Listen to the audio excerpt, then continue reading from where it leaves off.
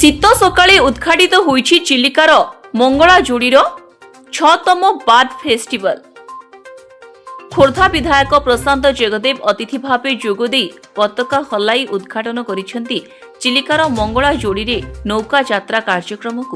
শীতুয়া সকাল সময় মঙ্গলা যোড়ীরে রঙ বেরঙ্গর পক্ষীঙ্ কাকଳରେ টিকে হজিଯିବା ପାଇଁ আসি ପହଞ୍ଚିଛନ୍ତି ଦେଶ ବିଦେଶର ପକ୍ଷୀପ୍ରେମୀ। 60ଟି ଦଳ ଆଜି ମଙ୍ଗଳା ଯୋଡ଼ିରେ ପକ୍ଷୀ ମହୋତ୍ସବରେ ସାମିଲ ହୋଇ ନୌକାରେ ଚିଲିକା ଭ୍ରମଣ କରିଛନ୍ତି। ସମସ୍ତ ପର୍ଯ୍ୟଟକମାନଙ୍କ ପାଇଁ ଜଳଖିଆ ପାନୀୟର ବନ୍ଦୋବସ୍ତ କରାଯିବା ସହ ଆନୁଷଙ୍ଗିକ କିଟ୍ ଯୋଗାଇ ଦିଆଯାଇଛି ରାଜ୍ୟ ପର୍ଯ୍ୟଟନ ବିଭାଗ ପକ୍ଷରୁ। ଶୀତ ଆସିଲେ ଚିଲିକାର ନଳବଣ ସହ ମଙ୍ଗଳା ଯୋଡ଼ିରେ ଭିଡ଼ ଜମାଇଥାନ୍ତି ରଙ୍ଗ ବେରଙ୍ଗର ଦେଶୀ ବିଦେଶୀ ପକ୍ଷୀ। ପକ୍ଷୀମାନଙ୍କୁ ଅତି ନିକଟରୁ ଦେଖିବା ସହ ପକ୍ଷୀମାନଙ୍କର କାକଳିରେ ହଜିଯିବା ପାଇଁ ଭିଡ଼ ଜମାଇଥାନ୍ତି ଦେଶ ବିଦେଶର ପର୍ଯ୍ୟଟକ। ସେହି ମଙ୍ଗଳା ଯୋଡ଼ିରେ ଏବେ ରାଜ୍ୟ ପର୍ଯ୍ୟଟନ ବିଭାଗ ପକ୍ଷରୁ ଆରମ୍ଭ ହେବାକୁ ଯାଉଛି ବାର୍ଡ ଫେଷ୍ଟିଭାଲ। ଦ୍ୱିତୀୟ ଦିନ ଆପଣ ଆସିଛନ୍ତି, ସକାଳ ସକାଳ ପତାକା ଉଦ୍ଘାଟନ କରିଛନ୍ତି, ଯାତ୍ରୀମାନଙ୍କ ମନ ଉତ୍ସାହ ରହିଛି, ଆପଣମାନଙ୍କ ଉତ୍ସାହ କ'ଣ କହିବେ? ମୁଁ ବିଶେଷ ଭାବରେ ଆଜି ଖୁସି ଯେ ମଙ୍ଗଳା ଯୋଡ଼ି ଭଳି ଗୋଟିଏ ଗାଁ ନିପଟ ମଫସଲରେ ପ୍ରକୃତି ରାଣୀ ଚିଲିକାର ପାଖରେ ଗୋଟିଏ ନ୍ୟାସନାଲ ବାର୍ଡ ଫେଷ୍ଟିଭାଲ କେନ୍ଦ୍ର ସରକାର ଏବଂ ରାଜ୍ୟ ସରକାରଙ୍କ ତରଫରୁ କରାଯାଉଛି। ସେଥିପାଇଁ ମୁଁ ରାଜ୍ୟ ସରକାରଙ୍କୁ, କେନ୍ଦ୍ର ସରକାରଙ୍କୁ ଧନ୍ୟବାଦ ପ୍ରଥମେ ଦେଉଛି। ତାପରେ ସ୍ୱାଗତ କରୁଛି ଆମ ରାଜ୍ୟରୁ, ରାଜ୍ୟ ବାହାରରୁ ଆସିଥିବା ପର୍ଯ୍ୟଟକମାନଙ୍କୁ। ସେମାନଙ୍କର ଉତ୍ସାହ ଏ ବାର୍ଡ ଫେଷ୍ଟିଭାଲରେ ସାମିଲ ହେବେ ଏବଂ ବୁଲିକିରି ସମସ୍ତ ପ୍ରକାର ବାର୍ଡକୁ, ମାନେ ଆନ୍ତର୍ଜାତିକ ସ୍ତରରୁ ଆସିଥିବା ବାର୍ଡ ପକ୍ଷୀମାନେ ବିଭିନ୍ନ ଦେଶରୁ ଆସିଛନ୍ତି ଏବଂ ଲୋକମାନେ ବି ବିଭିନ୍ନ ଦେଶରୁ ଆସିଛନ୍ତି। ଇଏ ଏକ ସଙ୍ଗମ ପୀଠ, ବିଶ୍ୱସ୍ତରୀୟ ସଙ୍ଗମ ପୀଠ, ଯେଉଁଥିରେ ବିଶ୍ୱର ପକ୍ଷୀମାନଙ୍କର ଆଗମନ, ବିଶ୍ୱର ପର୍ଯ୍ୟଟକମାନଙ୍କର ଆଗମନ। ଇଏ ନିଶ୍ଚିତ ଭାବରେ ଆମ ଅଞ୍ଚଳକୁ, ଆମ ରାଜ୍ୟକୁ, ଆମ ଦେଶକୁ ଗୌରବାନ୍ୱିତ କରିଛି। ଆଉ ସବୁଠୁ ବଡ଼ କଥା, ଇଏ ମଙ୍ଗଳା ଯୋଡ଼ିର ଚିଲିକା ବହୁ ଦିନରୁ ଥିଲା, ପକ୍ଷୀମାନେ ବି ବହୁ ଦିନରୁ ଆସୁଥିଲେ, କିନ୍ତୁ ଏ ବର୍ଷ ସରକାର ତାକୁ ଆଉ ଟିକେ ଆଗରୁ, ଯଦିଓ ବାର୍ଡ ଫେଷ୍ଟିଭାଲ 5 ବର୍ଷ ହେଲା ଚାଲିଥିଲା, ଏଇଟା 6th ଇୟର ଚାଲିଛି, ଏ ବର୍ଷ ତାକୁ ଆହୁରି ଟିକେ କଲରଫୁଲ୍ କରାଯାଇଛି। ଟୁରିଷ୍ଟମାନଙ୍କୁ କିଭଳି ଭାବରେ ଆଟ୍ରାକ୍ଟ କରାଯିବ ଏବଂ ଟୁରିଷ୍ଟମାନେ କେମିତି ଆ ବିଷୟରେ ରିସର୍ଚ୍ଚ କରିବେ, ଜାଣିବେ ଏବଂ ଲୋକାଲ ଫିସରମ୍ୟାନ୍ ମାନଙ୍କୁ ମଧ୍ୟ ଟ୍ରେନିଂ ଦେବାର ଆକ୍ଟିଭିଟିଜ୍ ରଖାଯାଇଛି ଏବଂ ପବ୍ଲିକ୍ ପାର୍ଟିସିପେସନ୍, ସୋସିଓ ଇକୋନୋମିକାଲି ଏମାନେ କେମିତି ଆହୁରି ଡେଭଲପ୍ କରାଯିବ ତାଙ୍କୁ ମଧ୍ୟ କିଛି ଟ୍ରେନିଂ ଆକ୍ଟିଭିଟି ଦିଆଯାଇଛି।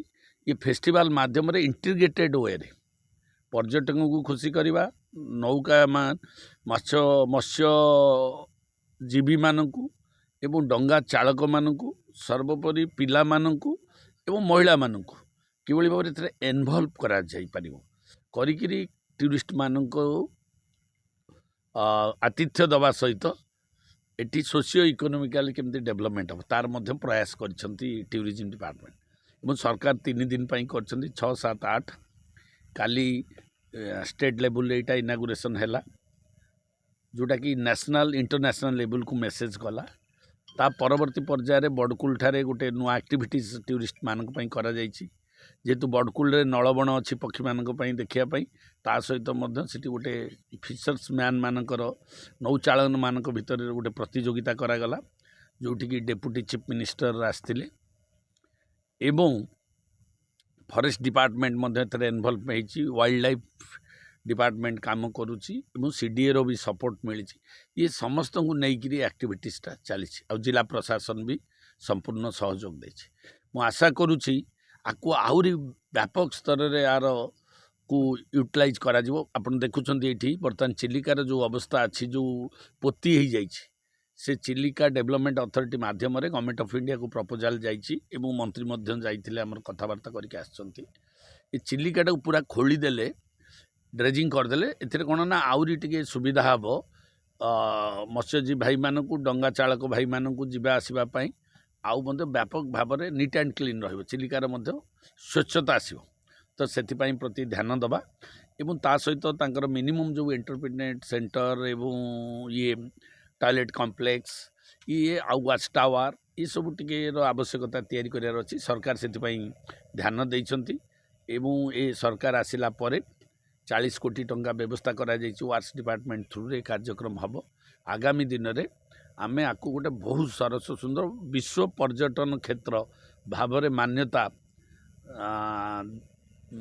दबा एवं विश्व पर्यटक मान को आकृष्ट करने जहाँ आवश्यकता पड़ो ताकू करा आउ से आम सांसद महोदय एवं आमर मंत्री पर्यटन मंत्री जी डेप्यूटी चीफ मिनिस्टर अच्छा आम लोकल मिनिस्टर पृथ्वीराज हरिचंदन महोदय तांकर भी चिल्का जाऊँगी सी जाइछंती दिल्ली ए विषय कथा फाइनान्स मिनिस्टर सहित सांसद 2 जन कथा होती तो आम आशा करुचु आगामी दिन में जो चिलिकार पेरिफेरियाल जो भूषणपुर हो कि बालीपाटपुर हो कि मंगलाजोड़ी हो कि बालुगाँ बाणपुर हो कि खलिकोट पाखे हो कि रंभा साइट हो जेते अच्छी पेरिफेरियाल तार डेवलपमेंट करी चिलिकाटा को आहरी आकृष्ट करा इंटरनेशनल लेवल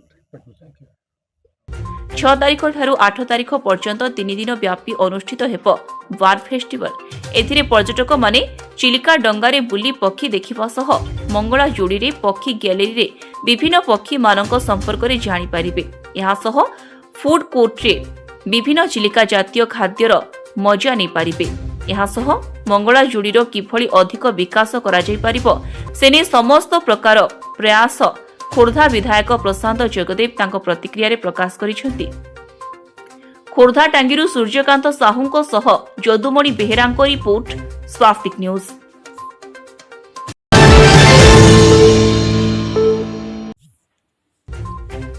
एक्सिस बैंक शाखा उद्घाटित टांगी अंचलर जनसाधारण को बैंकिंग सुविधा हाथ पाहांतारे जोगेई देबा पई टांगी रे एक्सिस बैंक रो एक नूतन शाखा टांगी बस स्टैंड ठारे उद्घाटित होई जायछि। एक्सिस बैंक रो 256तम शाखा टांगी ठारे उद्घाटित होई जायछि।